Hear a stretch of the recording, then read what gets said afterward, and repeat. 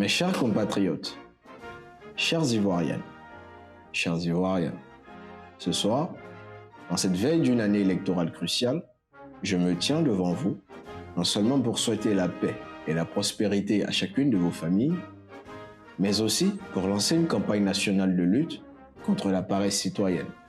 Alors que l'année 2024 s'achève, le citoyen que je suis est habité par un double sentiment, la profonde déception et l'espoir en l'avenir.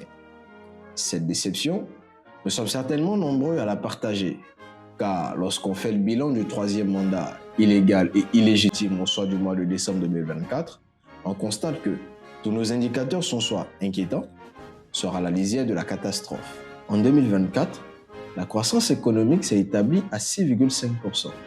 Bien qu'élevée en apparence, elle reste insuffisante au regard du potentiel énorme de notre pays et des performances des pays à développement comparable. Pendant que cette croissance piétine, la pauvreté, elle, progresse à une vitesse grand V. Depuis 2020, le taux de pauvreté tutoie les 38%. Et notre pays compte aujourd'hui plus de 10 millions de pauvres, dont 56% résident en milieu rural. Certaines régions comme le Bafing, le Kabadougou, le Tonkpi, le Kavali, le Ndzi, le Tchologo affichent des taux de pauvreté bien supérieurs à la moyenne, illustrant les inégalités criantes entre les zones rurales et les zones urbaines. La dette publique, elle a explosé ces dernières années, passant de 38,4% du PIB en 2019 à 58,1% en 2023. Une augmentation vertigineuse de près de 20 points en seulement 4 ans. Plus préoccupante encore, 62% de cette dette est détenue par des créanciers extérieurs, exposant notre économie à des vulnérabilités externes considérables. Le déficit du compte des opérations courantes, lui, s'est creusé à 8,2% du PIB en 2023, aggravé par les coûts croissants des intérêts sur la dette. Le secteur agricole, jadis fleuron de notre économie, est aujourd'hui en pleine récession. La production de cacao a chuté de 22,8%, tandis que celle de café a enregistré une baisse dramatique de 50,9%. Et pour couronner le tout, 59,3% de la population rurale souffre d'insécurité alimentaire. L'inflation, bien qu'en ralentissement, reste élevée à 4,3% en 2023, dépassant le plafond de l'UEMOA pourtant fixé à 3% en raison d'une fiscalité prédatée sur les produits de grande consommation qui a considérablement érodé le pouvoir d'achat des ménages ivoiriens déjà affaiblis depuis une quinzaine d'années. S'il y a lieu de se réjouir des performances des éléphants lors de la Coupe d'Afrique des Nations de football abritée par notre pays, il demeure que la Côte d'Ivoire s'est fait remarquer négativement en occupant des places peu reluisantes dans les classements internationaux, tels que l'indice de perception de la corruption où elle occupe la 87e place sur 180, le classement Doing Business où le pays est classé 110e sur 190 pays en 2020, le devenu célèbre IDH où nous sommes 166e. En 2021, la Côte d'Ivoire se classe 105e sur 139 pays en termes d'état de droit dû à la restriction des libertés fondamentales, aux arrestations arbitraires, intimidations et menaces persistantes contre les journalistes, les hommes politiques, les militants de la société civile, les syndicats professionnels, à l'usage excessif de la force pour disperser les manifestations pacifiques, entraînant parfois des blessés ou même des morts, à la surpopulation carcérale chronique, avec des prisons opérant bien au-delà de leur capacité normale, au déguerpissement des populations liées à des projets de développement flous, souvent sans consultation ni compensation juste et préalable pour les victimes. Sur le plan politique, une autre crise électorale a secoué le pays après que le chef de l'État ait attendu le 6 août 2020, veille de la célébration de l'indépendance de la Côte d'Ivoire, pour communiquer au peuple ivoirien sa volonté de le dominer, de le vaincre, de l'enchaîner, de l'assujettir, de violer sa constitution. Malheureusement, nous n'en avons tiré aucune leçon. Les multiples appels de l'opposition à l'assainissement du code électoral et au respect de la Constitution pour éviter que les mêmes causes ne produisent les mêmes effets ont été royalement ignorés. Sur le plan social, l'accès à l'eau potable, à un logement décent, aux soins de santé et à l'électricité demeure un luxe pour une grande partie de nos concitoyens. La supposée élite vit désormais déconnectée des besoins et des réalités du bas peuple qui, négligé et méprisé, est à bout de colère. Il ne se passe plus une seule semaine sans que ne soient révélés des scandales de gabegie, de népotisme, de corruption, détournement de fonds, d'abus de biens publics, d'abus d'autorité, de fraude, d'évasion fiscale, etc. Malgré cette sombre réalité, une lueur d'espoir subsiste. Depuis 2020, les Ivoiriens, en particulier les jeunes Ivoiriens, réinvestissent le champ politique avec un dynamisme remarquable. Ils se battent pour présenter des candidatures, défendre des programmes novateurs et mobiliser des soutiens.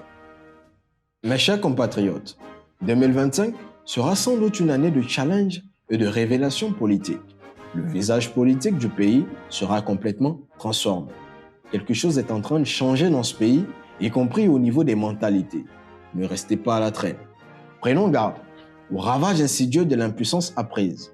L'une des victoires les plus perfides de l'ordre dominant actuel a été de rendre notre peuple fataliste, convaincu de son incapacité à influer sur les choses. Une fois ce sentiment ancré, l'on tente d'embellir les apparences par des agitations et des simulacres destinés à masquer les fraudes élaborées. Je tiens à saluer le revirement de certains acteurs politiques qui, jusqu'à présent, boudaient l'inscription sur les listes électorales ou la participation aux élections. Si tout le monde commence à nous rejoindre, ensemble, nous atteindrons l'objectif de nous débarrasser de ce régime antilibéral en 2025. Je plains par contre ceux qui persistent à conditionner leur participation aux élections à une hypothétique réforme du code électoral. Bien que je sois d'accord sur le principe d'une telle révision, je dis principe parce qu'il faut préciser le contenu et même la méthode, car qui doit rédiger le nouveau code électoral? Est-ce le peuple souverain de Côte d'Ivoire lui-même, les prétendus représentants du peuple ou le chef de l'État lui seul dans sa chambre comme en 2020? Pour ma part, un code électoral qui n'émane pas directement du peuple est dénué de toute légitimité. Et quand je dis directement, ce n'est pas un adverbe placé là juste pour faire beau. Je le pense vraiment. Ce n'est pas aux représentants d'écrire les règles de la représentation, mais plutôt aux représentés. Ce n'est pas à l'élu ni au candidat à l'élection de définir les règles de la compétition électorale. Cette responsabilité devrait plutôt revenir aux citoyens. Mais tout ceci pourrait décourager les récents convertis à notre cause. Ces derniers pourraient tenter de se retirer, prétextant à votre affaire d'élection là tous les jours, il n'y a pas là. Si c'est ça, faites ça entre les hommes politiques. Nous on n'est plus dedans. Pour moi, la révision du code électoral en 2025 est un second objectif. Je ne dis pas que c'est un objectif secondaire, je dis qu'en 2025, c'est un second objectif. Nous devons plutôt nous focaliser sur l'objectif principal, celui de nous affranchir par les urnes des anti-républicains qui gouvernent notre pays. Toutefois, chacun reste libre de traiter les questions qui lui paraissent essentielles. Si certains sont assez naïfs pour croire que le RHDP, en l'état actuel, va leur produire le code électoral de leurs rêves, c'est leur problème. À moins qu'ils ne parviennent à établir une force équivalente en face, je ne vois pas comment ils pourraient amener le régime en place à leur offrir le code électoral qui va engendrer sa propre défaite. Plutôt que de s'enliser dans cette chimère, je recommande de se concentrer sur des objectifs permettant de remporter les élections, même avec le code électoral actuel. Le code électoral n'est pas la panacée. La véritable clé tient en un triptyque. L'inscription massive sur les listes électorales, la participation massive aux élections, la surveillance rigoureuse, étroite du scrutin par un peuple concerné et non observateur, commentateur, déserteur ou défaitiste. Je répète, inscription massive sur la liste électorale, participation massive aux élections, surveillance rigoureuse du vote. Je répète à nouveau, inscription massive sur la liste électorale, participation massive aux élections, surveillance rigoureuse du vote. Quand je dis massive, il ne s'agit pas que d'un adjectif. C'est l'essence même de mon propos. Si nous ne parvenons qu'à mobiliser quelques dizaines de milliers d'électeurs supplémentaires en 2025, nous aurons failli. Le fichier électoral en l'état actuel, on le sait tous, est relativement acquis au RHDP. Il faudra faire plus d'efforts pour renverser la tendance. En face, Ils le savent, ils en sont bien conscients. C'est pourquoi ils sont si frileux et réagissent si violemment lorsqu'on demande l'organisation annuelle de la révision de la liste électorale. Dans les pays sérieux, cela se fait automatiquement. Dans d'autres pays un tout petit peu sérieux, l'inscription n'est certes pas automatique, mais le fichier électoral est ouvert chaque année, 6 mois sur 12, 8 mois sur 12 ou 10 mois sur 12 pour permettre à l'organe en charge des élections de travailler sereinement, dans de meilleures conditions et de faire inscrire le maximum de citoyens. Mais bon, nous sommes en Côte d'Ivoire, il faut l'accepter. Chez nous, la révision, c'est Inch'Allah. Et quand ça arrive, la liste est ouverte sur 2 semaines. Puis il faut mendier un décret pour que la commission électorale, supposée indépendante, ait l'autorisation de proroger le processus. Stéphane Edouard, sociologue à lunettes, disait « Parfois, les mots tiennent lieu des valeurs qui manquent. Et dans le cas de la CEI, si elle était vraiment indépendante, on n'aurait pas eu besoin de le préciser dans sa dénomination. » Nous attendons avec impatience l'ouverture de la révision de la liste électorale 2025. À ce sujet, j'ai entendu le haut-parleur du RHDP, président de l'association des femmes fonctionnaires du Zanzan, vice-archevêque de la cathédrale du Plateau, représentant des cadres chrétiens du RHDP et accessoirement ministre de l'Agriculture qui, certainement après avoir pris un verre de trop au déjeuner, a annoncé officiellement que son parti s'opposait à la révision de la liste électorale 2025. Vous savez, je tacle rarement sur le physique, mais à Djoumani qui... Il ne faut surtout pas prendre au sérieux ses propos. Bien qu'il n'ait jamais lu un seul texte de loi, nonobstant qu'il soit député depuis environ un quart de siècle, il sait pertinemment qu'il s'agit d'une obligation légale prescrite par l'article 6 alinéa 3 du Code électoral et l'article 2 de la loi relative à la CEI. Son réquisitoire insensé le traduit que c'est en réalité un individu légigène, c'est-à-dire allergique aux lois, chez qui cette allergie a produit une certaine légiphobie, peur des lois, et qu'il a finalement transformé en agent légicide, tueur de loi. Il peut raconter ce qu'il veut. C'est son problème. La révision de la liste électorale est une obligation pour la CEI qui dispose d'un budget dédié à cet effet. Et nous avons l'intention d'exiger le respect de la loi. Si aucune date n'est communiquée d'ici au 31 mai 2025, nous réunirons un collectif d'avocats et nous engagerons des poursuites légales contre les responsables de la CEI. Il faut qu'en Côte d'Ivoire, on apprenne enfin à faire le distinguo entre une faveur et un droit. L'inscription sur la liste électorale est un droit pour le citoyen et on ne mendie pas un droit. Mes chers compatriotes, on ne provoque pas de mouvement en restant immobile.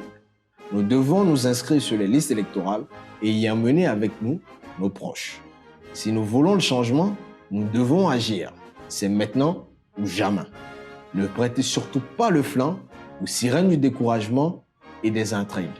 Ruons-nous plutôt vers les bureaux de vote dès le lancement de la révision de la liste électorale 2025 et grossissons les rangs du régiment démocratique afin qu'advienne un état de droit là où le pouvoir est exercé effectivement par le peuple. À tous les candidats qui portent l'alternative, la fraude électorale sera sans doute votre pire adversaire. À défaut de produire des coalitions, mutualisez vos efforts pour réduire ce phénomène à sa plus simple expression. Puisqu'il est admis qu'en Côte d'Ivoire, si vous n'avez pas de représentants dans les bureaux de vote, vous ne pouvez pas compter sur l'organe en charge des élections pour garantir les suffrages qui vous sont destinés, eh bien, répartissez-vous le territoire pour avoir des représentants de l'opposition dans tous les bureaux de vote. Il n'y aura pas de victoire de l'opposition si elle ne parvient pas à développer des mécanismes pour contrer la fraude. Je répète, il n'y aura pas de victoire de l'opposition si elle ne parvient pas à développer des mécanismes pour contrer la fraude. Je répète une dernière fois, il n'y aura pas de victoire de l'opposition si elle ne parvient pas à développer des mécanismes pour contrer la fraude. Les citoyens peuvent, en ce qui les concerne, ériger des stands ou improviser des maquis en face des bureaux de vote permettant aux électeurs de passer 30 minutes après avoir voté ou peut-être plus, écouter de la bonne musique, manger une soupe d'agouti, boire un verre de nyamakoudi, tout en gardant un œil sur le bureau de vote, s'assurant qu'aucune urne ne se volatilise.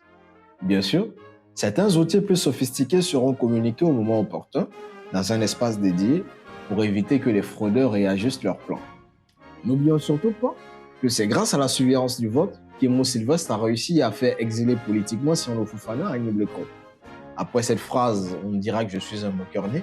Pourtant, c'est la même ordonnance qui a permis à Gabriel Ewo d'obtenir la mairie du Plateau. C'est grâce à la surveillance du vote que Jean-Marc Yassé a conservé son siège à Cocody. C'est grâce à la surveillance du vote que Jean-Luc Bion remporte les élections à Dabakala. C'est grâce à la surveillance du vote qu'Assalé Tiemoko a pu gagner et conserver ses sièges à Tiasalé. C'est toujours grâce à la surveillance du vote que tonton Alakwadio Rémy et ses hommes ont tout raflé lors des élections municipales et régionales 2023. Retirez-leur la fraude et ils ne seront plus rien. Mes chers compatriotes, 2025 est un rendez-vous historique avec la démocratie. C'est une année d'opportunités, mais aussi de grandes responsabilités. Nous aurons l'occasion de décider de notre avenir lors de ces élections. Ne nous laissons pas distraire. Que le code électoral soit révisé ou pas, on s'inscrit, on vote, on surveille. Que X soit candidat ou pas, on s'inscrit, on vote, on surveille. Qu'un tel soit sur la liste électorale ou pas, on s'inscrit, on vote, on surveille. Que l'opposition affiche un candidat unique ou pas, on s'inscrit, on vote, on surveille. Que ou pas, on s'inscrit, on vote, on surveille. Bakavé ou pas, on s'inscrit, on vote, on surveille. Ce sera le moment pour chacun de faire entendre sa voix. Et malheur à celui qui n'aura pas sa carte d'électeur. Malheur à celui qui n'aura pas sa carte d'électeur. Malheur à celui qui n'aura pas sa carte d'électeur.